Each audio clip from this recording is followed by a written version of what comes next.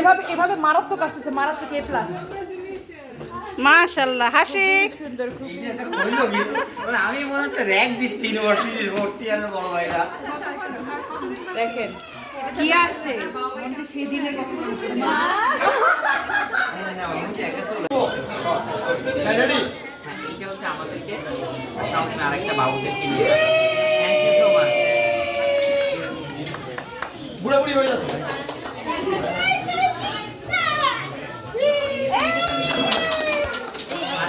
আরেকটা তুমি বাবুদের নিয়ে কাটো।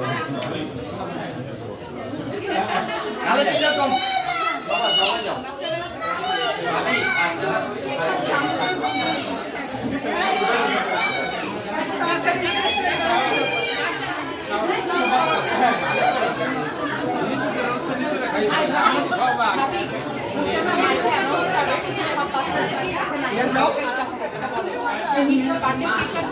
হ্যালো বাচ্চারা সবাই একটু অংশ কেক কাটবো।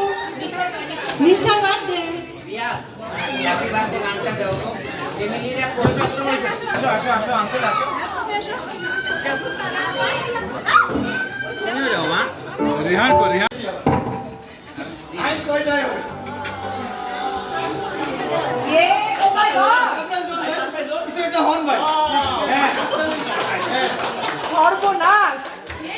এই অবস্থা। এত দামি ঘড়ি পরে অভ্যাস আমার নাই। ও ভাবি স্পিকার খোলেন। খোলে কেমনে?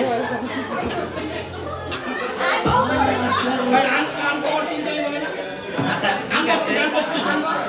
আনবক্সিং করছি। হ্যাঁ খুব impressing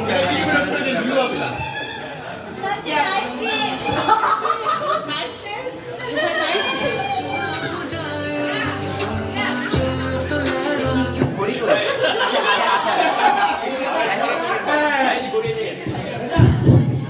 thank you so much.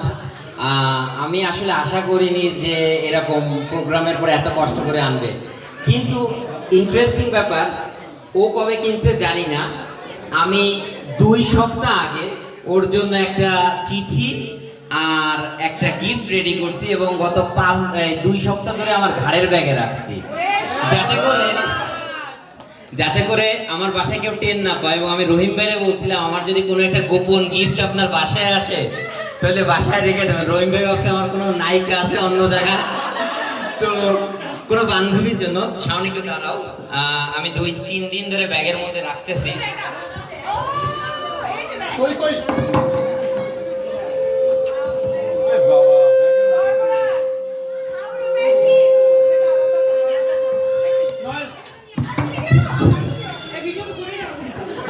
আর একটা কথা, আমার কাছে আসলে গিফটের দামটা ম্যাটার্স করে না। আমার মনে হয় যে আমার ওয়াইফ যে রাত জেগে এত কষ্ট করছে, বা আমি বা আমার অন্য অন্য ফ্যামিলি ফ্রেন্ডসরা যে কষ্টটা করছে, এটার থেকে বড় গিফট নেই। আজকে সামর্থ্য আছে।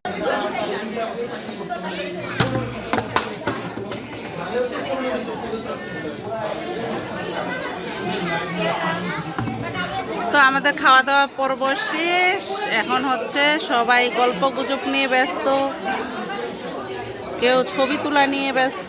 তো এই যে এভাবেই আজকে ম্যারেজ ডে এবং মেয়ে বা ভাগ্নি জন্মদিন হয়ে গেল।